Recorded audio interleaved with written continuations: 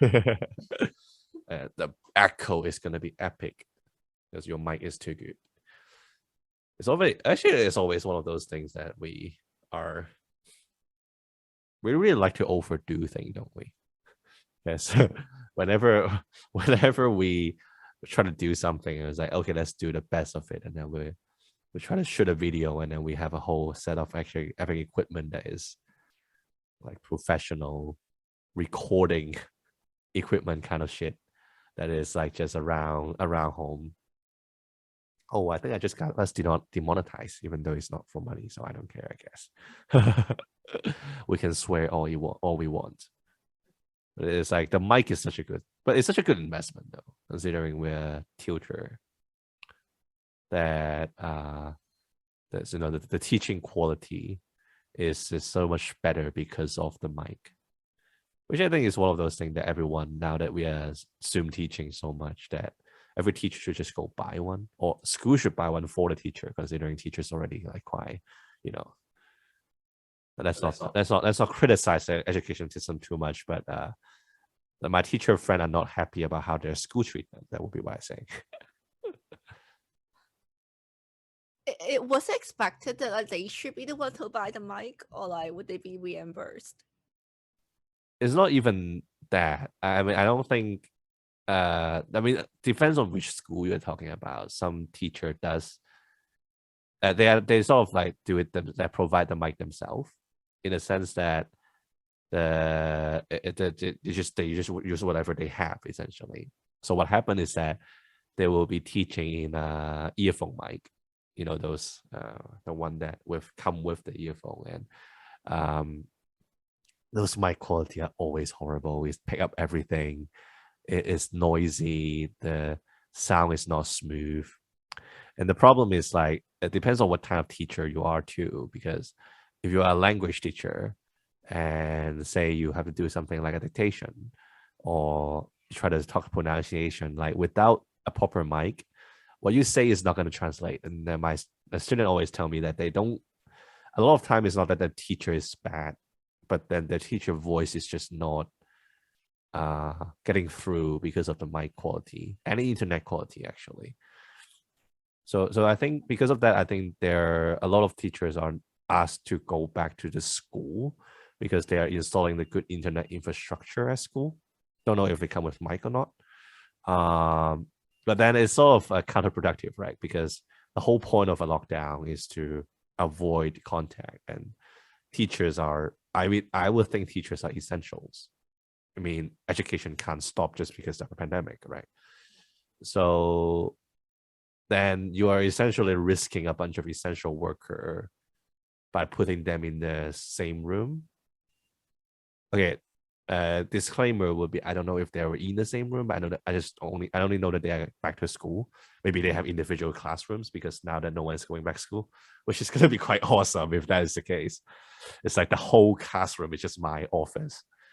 But other than that, I mean, I don't think they are reimbursed or provided a lot of subsidy. I mean, I heard stories of bad treatment to teachers, like, unpaid leave and everything.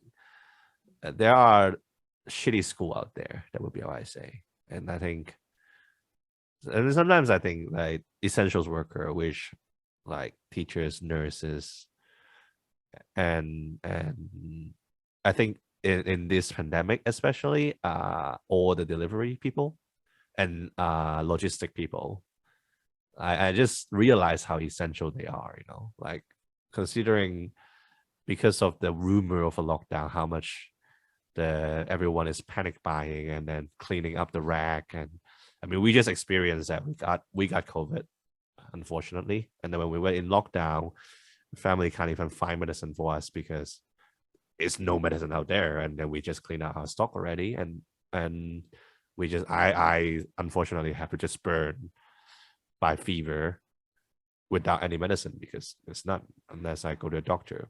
Luckily, it wasn't that bad, but it kind of feels sad that this is what is happening. But it also gives you a newfound appreciation, because of, like, if without the logistic people working tirelessly, even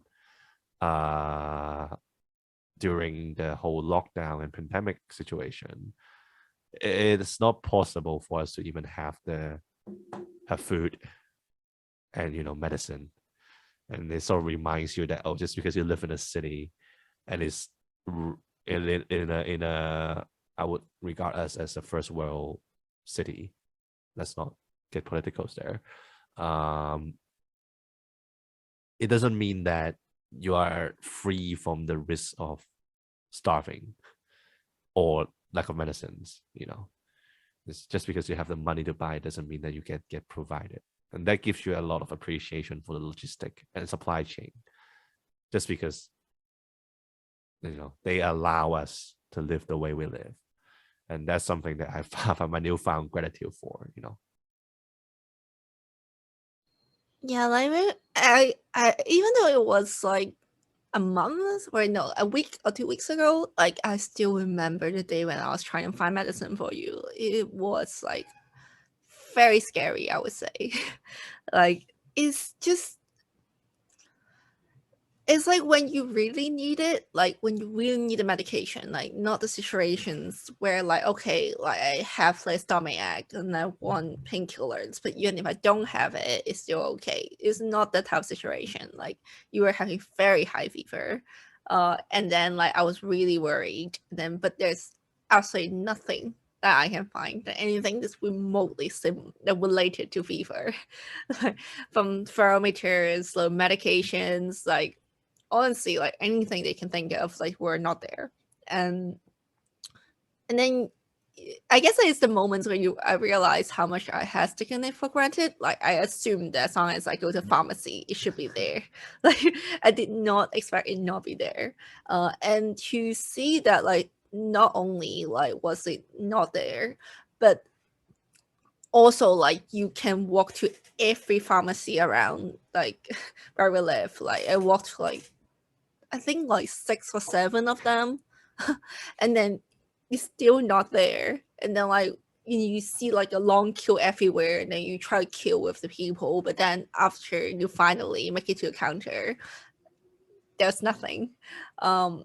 And that moment, like it felt very helpless, and then I felt very useless at that point. It's like I was trying to help, and then you were feeling sick, and I could do absolutely nothing. And I felt quite guilty too. Like, why didn't I buy with everyone else when like those rumors come out? Like, why didn't I also like participate in like the panic buy? Now, like my boyfriend is like literally suffering, like more sick than I've ever seen him to be, and then like, but there's nothing I could do, and like, I guess like that. Even though you have fully recovered now, and that's good, but like that memory like is still in my head right now, and I still stir up so many emotions when I think about that. Like it was very scary for me.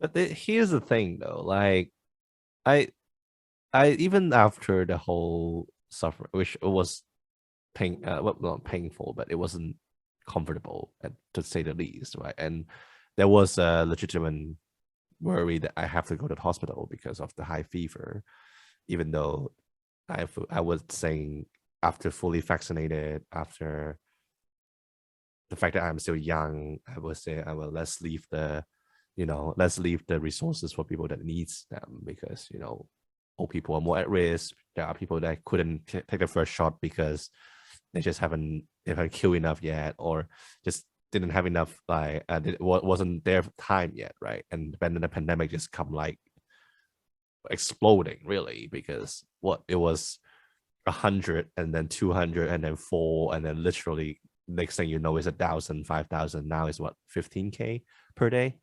And it's a city with like 7 million people. As I'm like, it's a bad joke, but it seems to me that like we're probably gonna reach herd immunity because of how many people that caught it, which is not a good thing, really. But I suppose that we try our best, right? I mean, most people that I know anyway are participating in lockdown. They're trying to social distance. They're vaccinating.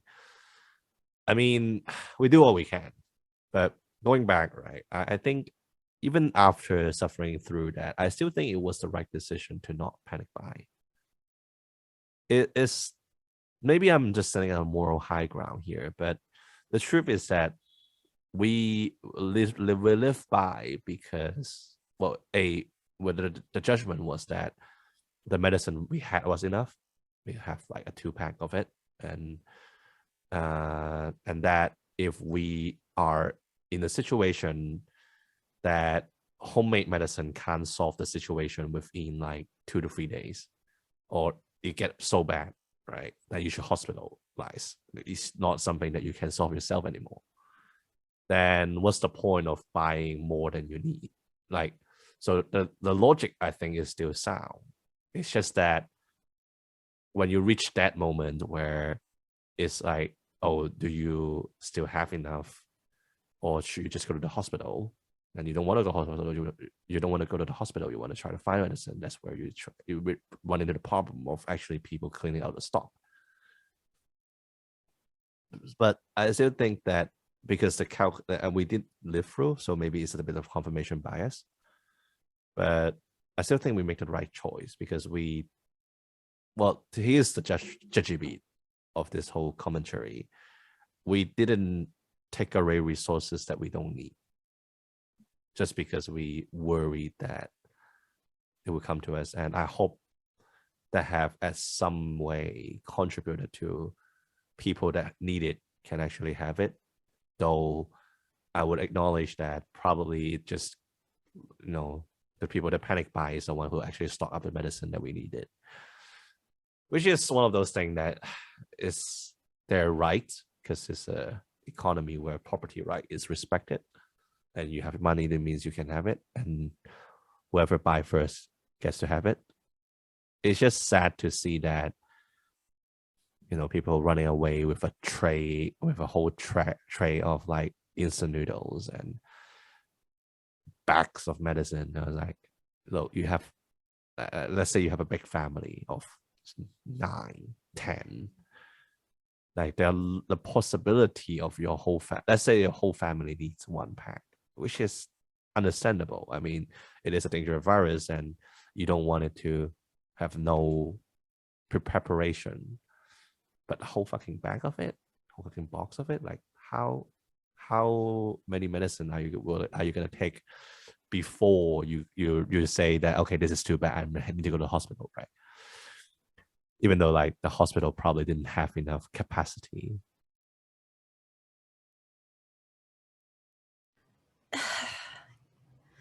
It's like, I mean, I'm happy that like we didn't participate in something that is, oh, there's a coach. Let's pause it. Before the cockroach incident, what were we talking about? Oh, I think I was saying that I was like happy that we didn't do something that we personally do not approve of, because like both of us care a lot about like not being hypocritical.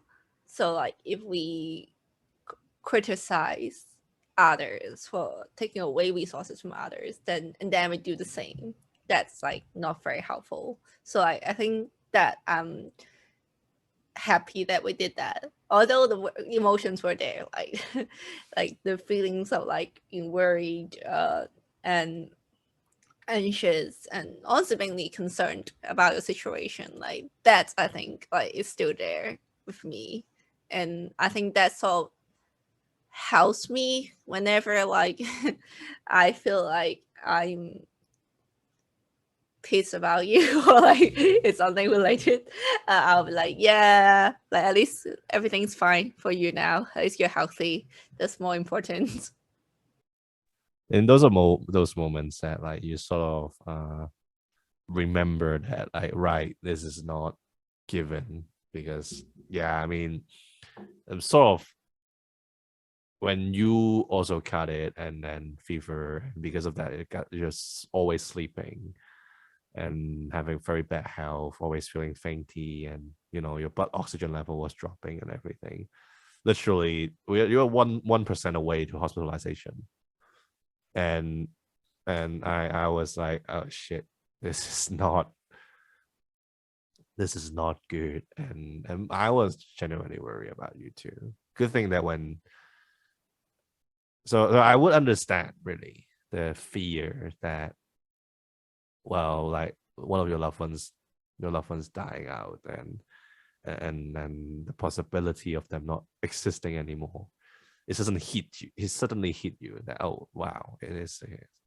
I do think because of that, I do find myself thinking more about spending time with you, if there's a plus on that. But it does, right? It's sort of like we've been together for long enough to start to feel like the other person is just gonna be there forever. And we understand that it is not true, but it doesn't feel that way. Not until something bad happened. I was like, oh, this can end. Then it gives you the appreciation you need for life. And for that, I think I am quite thankful for. So reminding me that this is the case. Maybe like need to write some gratitude journal like you did with the group and everything. It does remind me to not take things for granted. Like I remember like last time I was watching it's again like Britney's video, and then she was saying that like a lot of people actually don't they say that, oh, we only have one life, but they actually don't mean it. Because like, if you actually understand that there's only one life, and then you are not gonna relive your, like for us, like 26 or 27, like there's only one time for you to do it, and then your life isn't that long, then you realize a lot of things is really not important. Like, and you realize that you would not care about so many like unimportant stuff. And I don't think it's true. Like when the possibility of like, because like even though I know that like we are vaccinated, we are young, we are not belong to the high risk group, but like when we realize that like we tested positive for COVID, there is a chance that we might die from this. And then plus like the whole like World War III hysteria going on. Like, so it reminds you that like, yeah, like all this could end. And then all those things that I'm constantly worry about are really unimportant. Like I should stop worrying about like me saying no to like a class at like a certain time slot, or like those things I usually worry about, or like saying no to someone, even though I've not promised that person anything, but like knowing that I have to say no, and the fear related to it, and also like those judgment towards other people, like judging others' behavior even though it's not related to me. All these behavior just seems so unimportant and minute. Like when you think about the fact that like your life is not going to be there forever. There are a lot more things that you much rather spend your time and energy on. I think that's a very good reminder. What do you think about like the one life thing though? Like, I mean, let's not agree with each other too much, because it just sounds like we are preaching gratitude, which we are, but then let's not do it here. But like, what do you think about that one life idea though? So let's not bring religions in, but the idea that we only have one life, which I think all of us will agree that is, at the very least, this life, no matter you believe in the spiritual afterlife or something like that, we this experience of this being only happen once. Um, even if we, yeah. But then you just mentioned how a lot of people doesn't really treat their life as in they only have one. Like, what do you think is the main reason? Like, because for me, right, I think I used to have this stress of, because there's only one chance, I'm only young once, then I have to do everything as soon as possible. Like when I'm in uni, I was always told that university is the pivotal year of your life, of your career, and that you should, make sure that you do everything in your power to secure a future. And that's what I did, right? But that sort of fills me with regret today. Not saying that I didn't do what I did. I did land a big corporate job at the end. But that to later find out that I don't actually like working in corporate job. I like freelancing.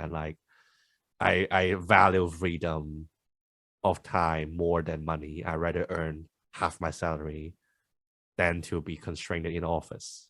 That's what I later learned. And I feel like if I had not followed the I only live once, therefore you have to ensure that you're having the best, the best career, the best this and that. If I haven't thought that, which is I could have actually, skipped that almost 7 years of time and actually use it to enjoy myself more instead, which is what I'm doing right now. Or maybe what Kevin, our friend, would say is that, oh, you wouldn't have known because you were at that moment, which is also true. But let's just, as a hypothetical, what do you think? Like, is this one life thing really that true? Is it that valid? Or is it something that you interpret differently for me? I mean, I can relate to that sentiment a lot because I do think a lot of behaviors I did when I was younger is surrounding the fact that I was worried I would regret later because I didn't live my best life. To be honest, I still have that now. But I don't think the problem is to do with the one life thing. It's to do with the best thing. Okay. So when we say there's like one life and then you should cherish it, like that's only part of the equation. Like the second part of the equation usually that motivate you to continue working on it is that so you must do your best. But then what is the best? I think that's the question we want to ask. And I think when I was younger, I sort of associate the best with being very successful traditionally.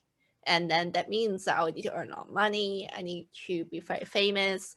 Okay, full disclosure, I probably still have a lot of those like desires now.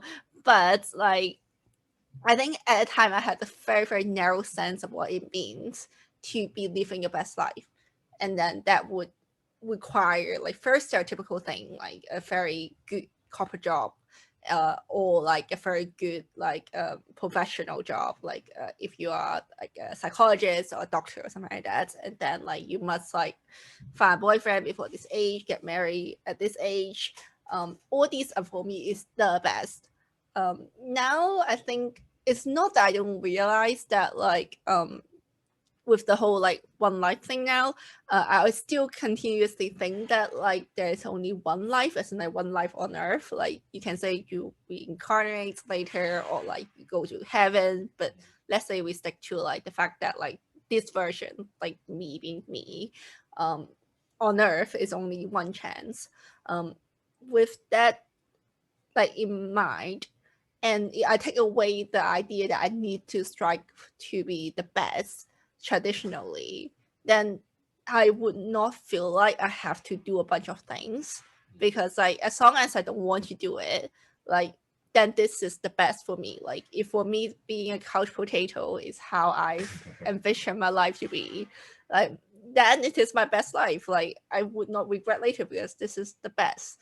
And it's only when you feel like you have to live up to the best, but that the best is actually not the best, but just like maybe what the world has told you that is the best, or other factors that like you're motivated by fear, something like that, that leads you to going towards a path that you actually don't mean to pursue. If you don't have that pressure, that's when this like I think principle becomes a problem.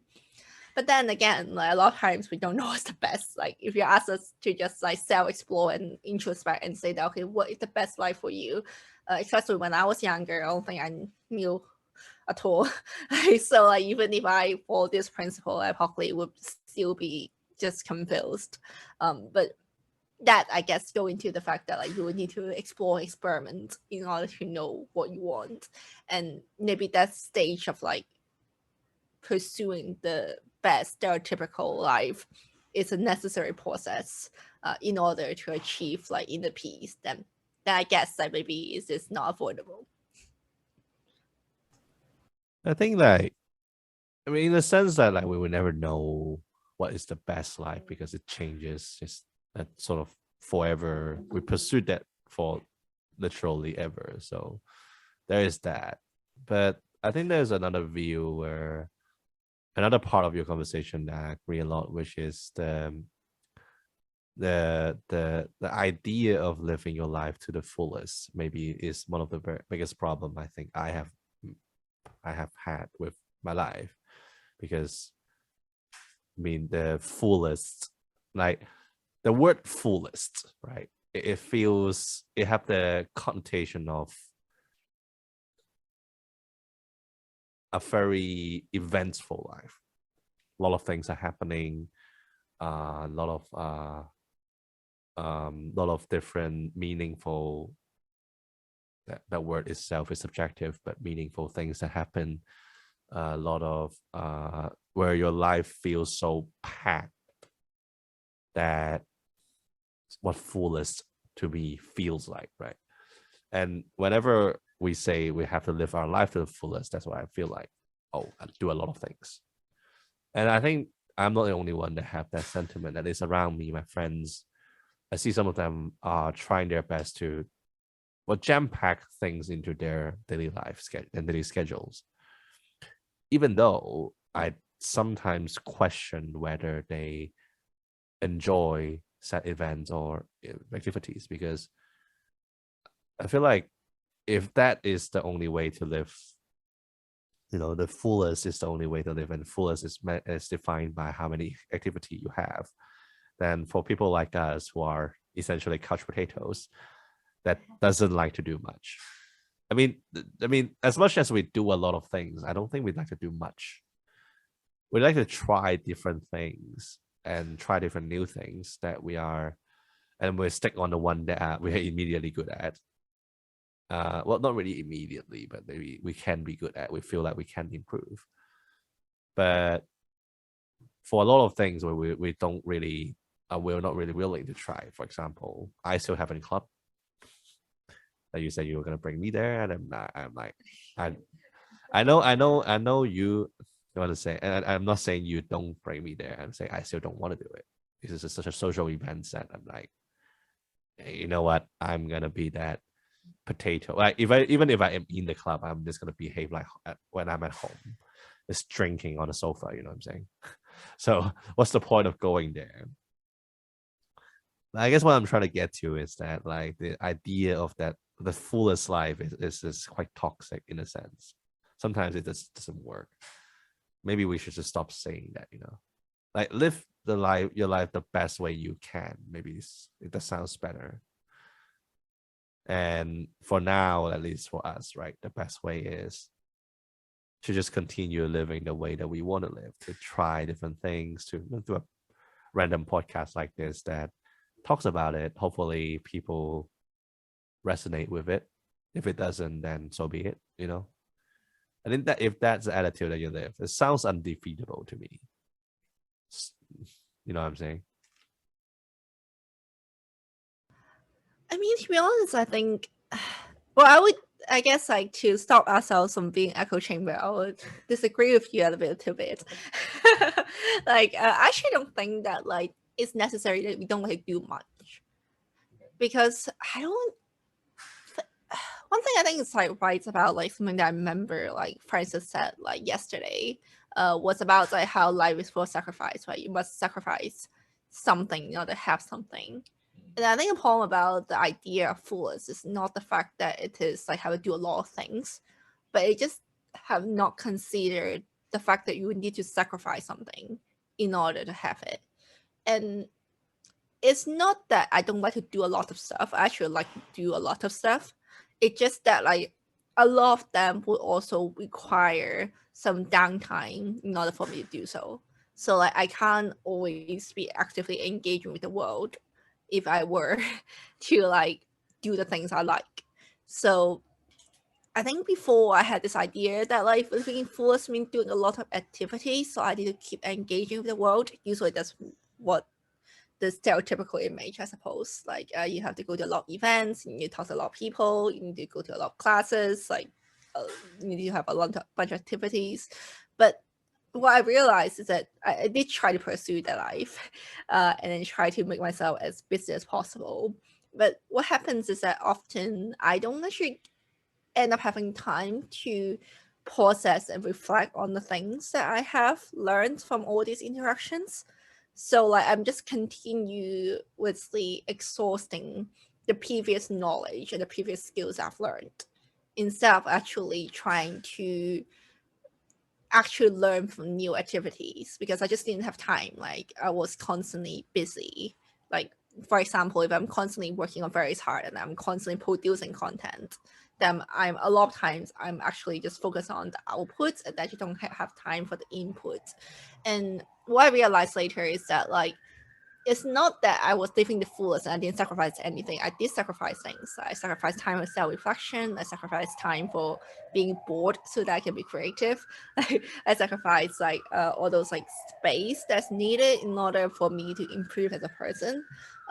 So in order to live the fullest, you actually need to have these activities that looks like you're doing nothing, where like you have like space, you have time that is for nothing, so that you can finally just think about random stuff, be creative, like explore different things. Like if I didn't take time away a bit, like from Fairy's Heart, this podcast would never happen because I just didn't have time for it. So I think those, it's not that like living life fullest means that you have to keep doing things. I think purposely leaving space is also a part of what it means to live the life to the fullest, because there's no way you can live the fullest if there's absolutely zero gap in everything. Yeah, that's what I think. Well, yes, true, I guess. Like I mean, packing everything at the same time doesn't mean you're more effective. And so it sends the logic that like just doing a bunch of things doesn't mean you're living your life in the fullest, because if you don't enjoy every single event in it, or if you can't enjoy it at the end, that is gonna be a problem. But what I would wonder is like, then what is the pace you think is the best for you then? Like for you and me, like the pace of life. Because like I mean, we are I think we are in agreement on how fast it is. Actually, no, I think we are not in agreement with how fast it is. I'm actually quite slow in a sense that I don't like things happen. For me, like the percentage of gap, and let's say we simplify the world, right? It will be like amount of gaps, arrests, and the amount of work and the amount of daily living, because that still need to happen. Making money, chores, making sure that life is happening.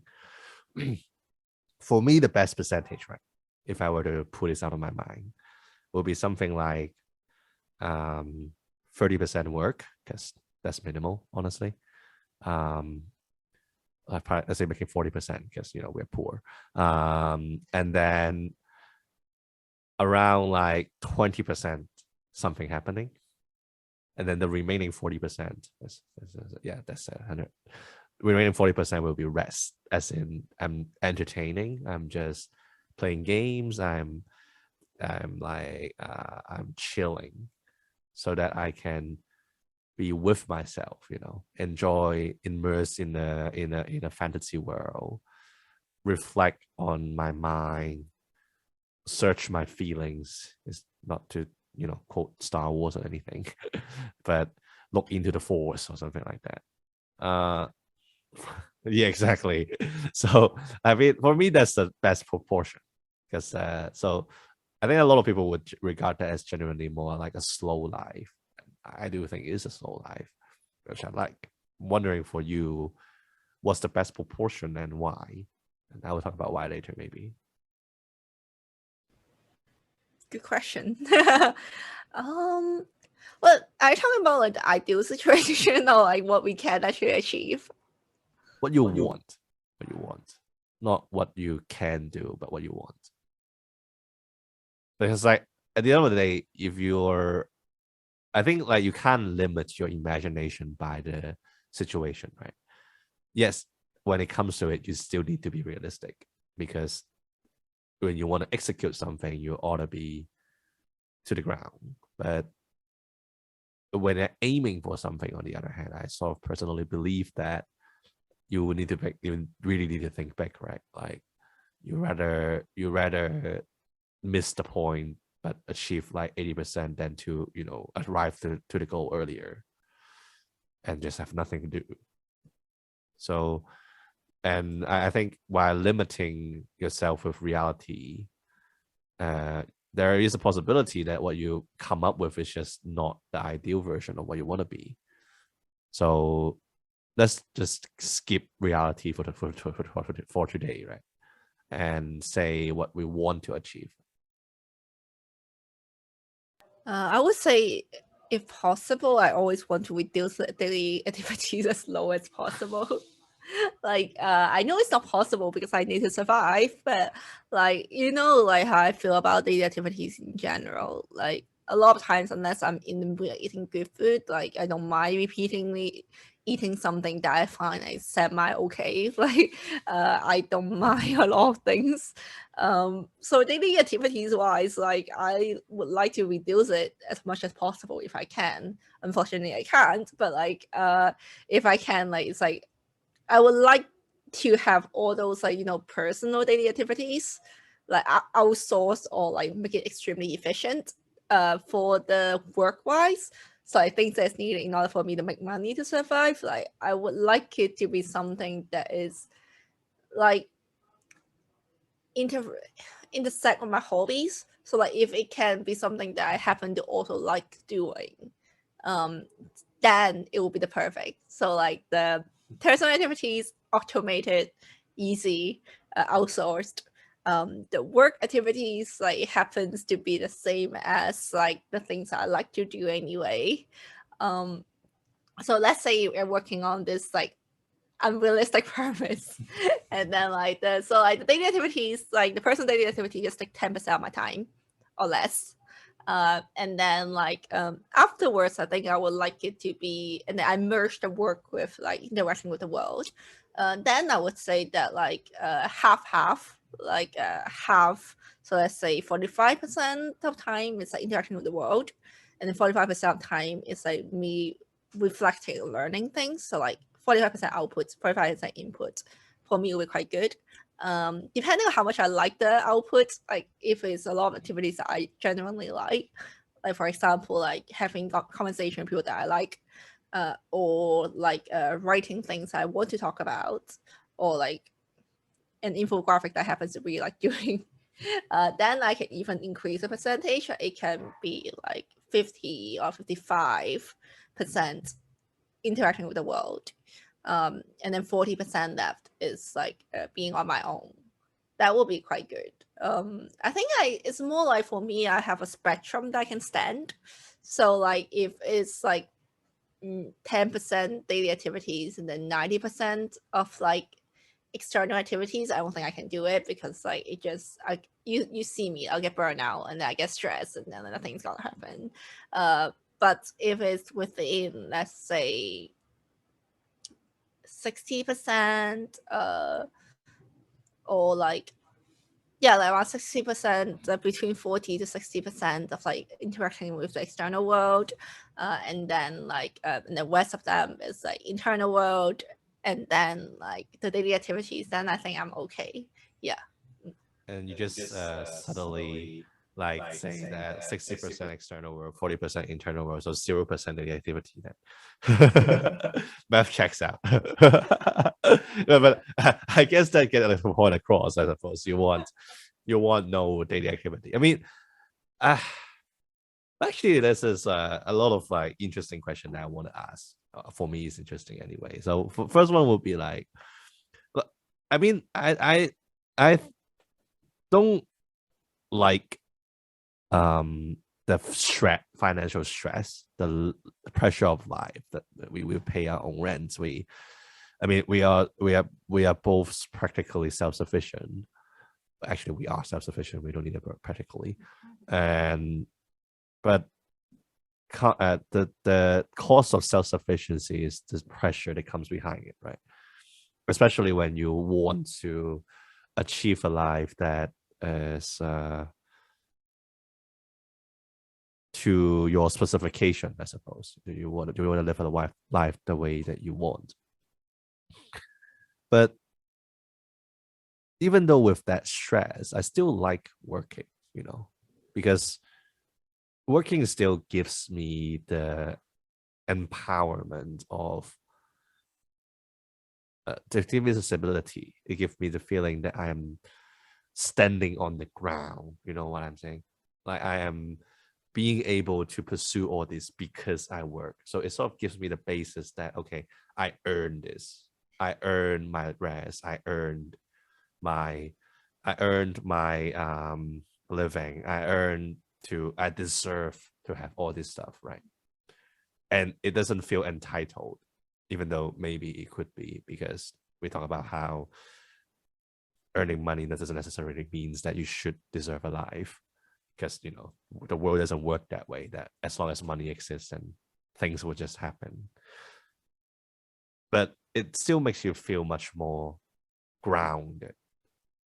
And that's what I'm wondering. Like for you, like it seems like you want to eliminate work, right? You want to, and I'm wondering what is what is the reason behind that? Is that does work not satisfy you, or is it something that I understand that the thing that you do not necessarily things that you like to do, but the result of it is still quite good, right? You are getting paid because of your work. You can have the financial freedom to, have good food, invest on very hard, which you do a lot. You saw the work enable you to do all those stuff. Is it something that, but then it seems like you still want to eliminate it? That's what I'm wondering why. I would say I like the result of it, but like just like a new F1, like we want to have like things for free if we can. It's like yes, I like it, but I like the result of it, like not it on its own. Because I think when it comes to work, like there are many different reasons why someone likes to work, right? There are people who like work because of sense of achievements, like they like the fact that they are achieving a lot of things. There are people who like work for the acquaintance, or they like the environment. There are people who like work for the idea that, like, I guess like being independent, and then being like knowing that you can survive on your own without someone else supporting you. Many different reasons. In my case, I think obviously I still need a minimum in order for me. So there's a work for me satisfy the need for survival. So because I need the resources in order to survive. It satisfy my need to feel independent, as in like it makes me feel like I know that like there's no one who can throw me on the bus. And then like let's say if I completely like I don't work and I actually like is a housewife and I rely on your income, then I know that like I must be very careful around you. Like if I piss you off, you dump me, then like that's like game over for me. So like that for me is scary. So I understand those part. But like for the other ones, like as in like things like sense of achievement, or like feeling useful, I can, or like the feeling of having acquaintance, like those I can achieve with like other things like hobbies. Like I guess I'll use very hard, like I feel useful for doing very hard, and I don't need work for me to feel that way. So in that sense, like I would say that I would work is good in a sense that like it satisfies all these things, but if I can get the money and feeling independent without working, then I would also like that too, because I just like the outcome. I don't like the process. The things that those things that usually generate like the fun for the process, I can generate it somewhere else, so I don't need to rely on that. So that's why for me, like the perfect scenario is that like I'm doing things I like, then that like I'll just keep using Fairy's Heart just because that's the closest example for me. Like Fairy's Heart makes you feel useful, makes you feel like I'm contributing to the society, makes me feel like I'm helping others, and help me to meet a bunch of really amazing people. Those things are all achieved. But then on top of that, if while I'm doing so, I can also like get the outcome that I want, which is like having money, feeling independent. That's the perfect scenario. Yeah. Seems to me that like I used to think this idea. So if we put a word on the difference of the way we live, for me, I prefer work-life separation. Right, I want my life to be separated from work. For me, work is generate obviously income, but also the sense of stability. But life is where, on the other hand, I relax and enjoy and just do as is, and I don't want them to mix, because for me somehow it doesn't have the same feeling. It's like they sort of have a different meaning, and I want it to be a different mode. You know what I'm saying? It uses different energy of me. It uses it have a different feeling. It have a different place to be, time to be. But for you, it seems like you would want a work-life integration instead, that both your work and your life is intertwined in the point that you're living, so that maybe that's the reason why you want income to just generate at the back, because for you, like, you don't need a sense of stability.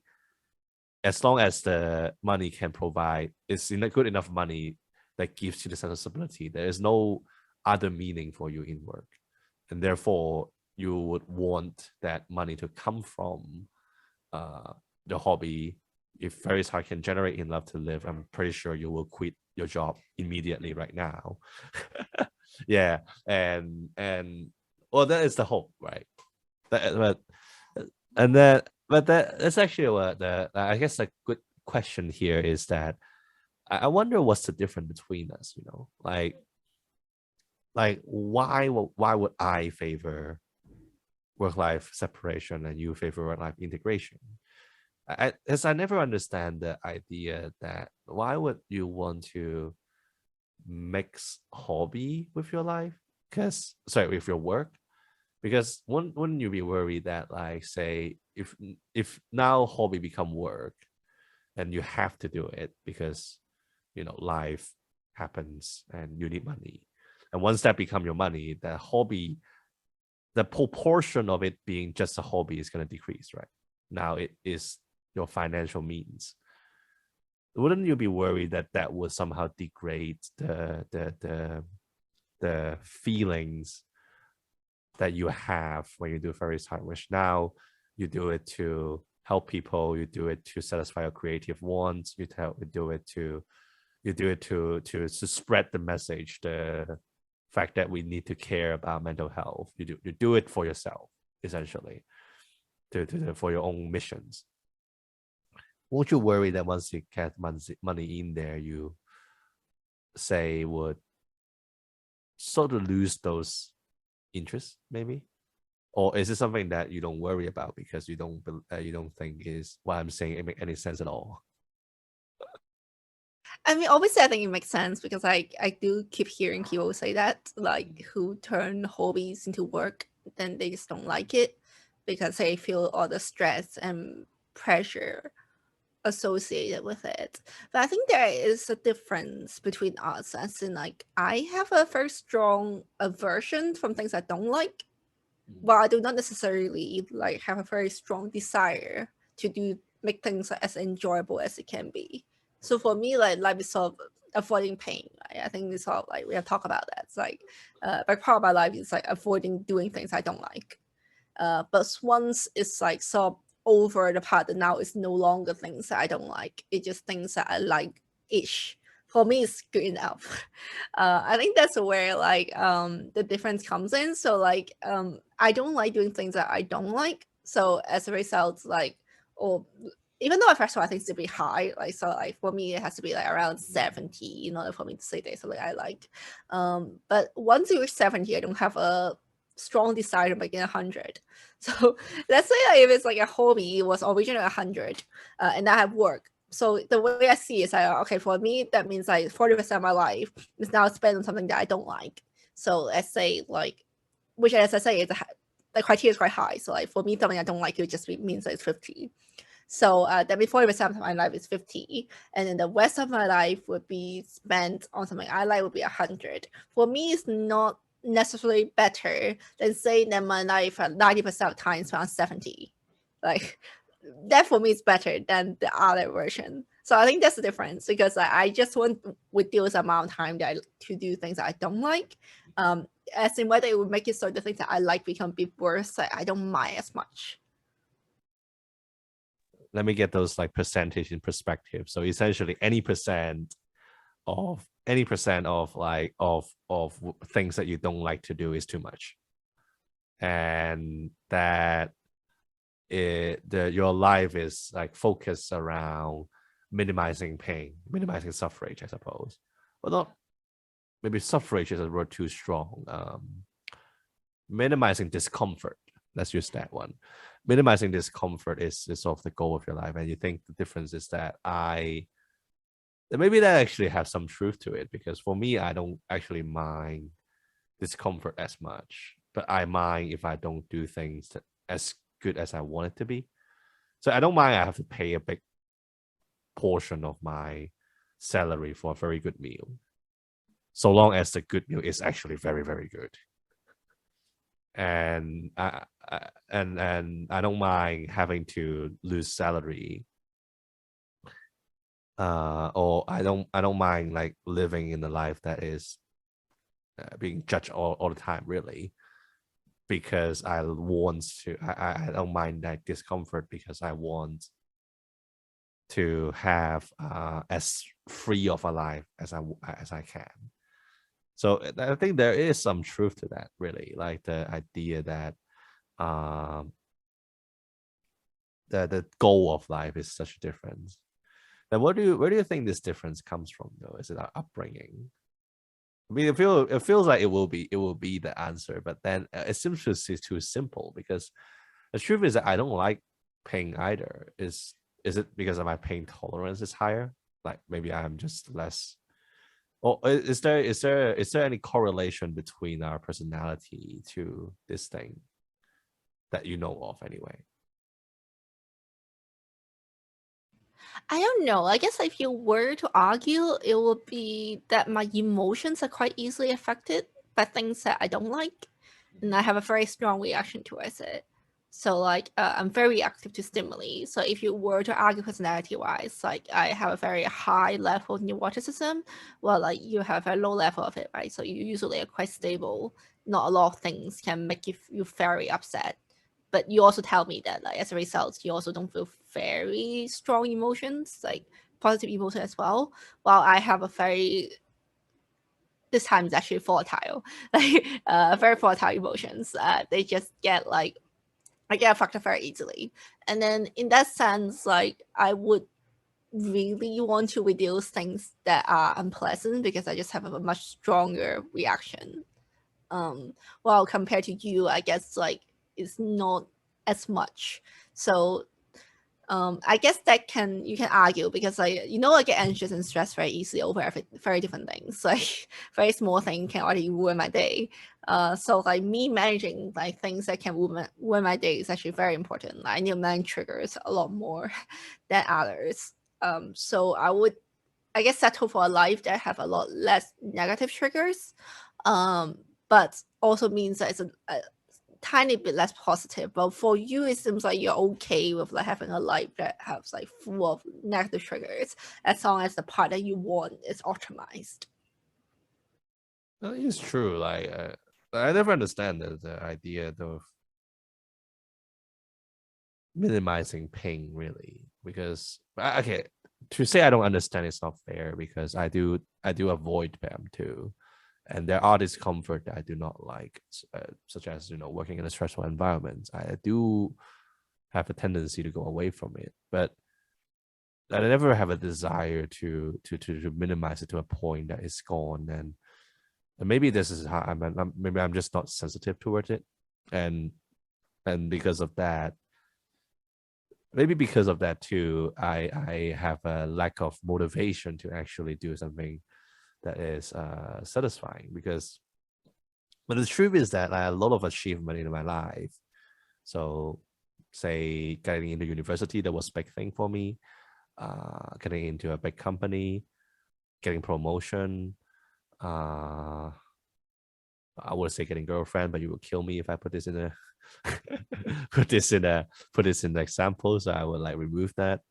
But it's big moment in my life. I'm happy, I suppose, but I am also not that psyched to a point that I am motivated to chase those moments. It's like, yeah, it's good, but why not? And sometimes it makes me feel like, is it because I'm ungrateful of my life? There's a legitimate worry that I am just not very grateful. And well, or maybe when you write about a whole PDD article, and I am a little bit worried. I mean, and it's self-diagnosed, saying that I don't have it, but the flatness of emotion, maybe I'm those like subclinical people that have a genuinely less, variating emotion, but it's not too bad that I can't feel anything. Still, because of the flatness of the emotion, I'm not motivated. I'm also not motivated to actually pursue something that is super good. For me, like feeling nothing, feeling flat is the most ideal state. Where I'm happy or not, I don't think so. But my ideal state is the flatness of the emotion, and I can just lay back. I was like, oh, just like let life happen to me, and in our context, it let you happen to me essentially, because you are the one who's always stirring up shit. And I was like, oh no, I have to fix this again. Oh no, this is happening, that is happening. Oh, it's like I always feel like I'm walking a dog and I'm picking things up for you. it's like I'm like strolling along the park and was like, oh, the view is good. The grass smells good. And then, oh, pick it up. No, but I think because of that, I mean, I do feel that maybe there's a difference between you and me, But it's interesting how, with such a different goal in life, that we ever become a couple. And in a sense, I actually find it interesting to have, I do find it interesting to have you around, because I mean the emotional volatility and sort of wave of life, if you would say it, the ups and downs of life that you brought upon me, is not something that I would strive for myself, but it's something that I personally find comfortable to be riding the wave. Albeit there are times that I am stressed because of you, but I still like it. I still like the wave that you brought upon me. And that's the interesting part, is like, maybe even though I don't strive for it myself, when it comes to me, I still enjoy it. That's the interesting thing that I observe about us. Yeah, that's I think one thing that I found interesting too, is that before, at least according to you anyway, like according to your accounts, like you mentioned that before you would get bored because like there are a lot of like lack of stimuli, and then like you actually go ahead and find new things, and then like after 3 days, like just like you just can just sit there and wait, and there will be something that suddenly will happen. Like when it's good bad to your question, it could be a disaster or it can be a pleasant surprise. But like there will always be new things that are happening to you, and then like you just need to react to it. And I don't see you looking for new stimuli that often. It's like almost as if like you know that like something would happen anyway organically, and like you don't have to like, actively chase it. I mean, before, the reason why I drive myself to do anything was because of boredom, right? I was bored, and naturally I want to find something to do, and that's why, I mean, I wanted to date, and that's why I wanted to go on events. That's why I wanted to learn this and learn that. But I guess in a sense, like, because of you, my life is never boring again. In a good way. In a good way. Well, sometimes a bad way too. And because of that, like the whole necessity of me trying to find things to do is no longer persistent, even though I still do that because of habit, perhaps. Like the whole boxing thing, the whole escape game. I mean, we are really into escape room now because of that. These are all examples of, like, despite of the life that you bring upon us, I still look for new things. Maybe there is an innate needs of actually finding new stimuli, right? At the end of the day, it's not about how volatile your life is, but how much you want to have new things. But anyway, like, even though it's a good conversation, like, it's about time. Do you want to like pause it right now? Yeah, sure. Like you want like Yeah. So let's like end today's episode.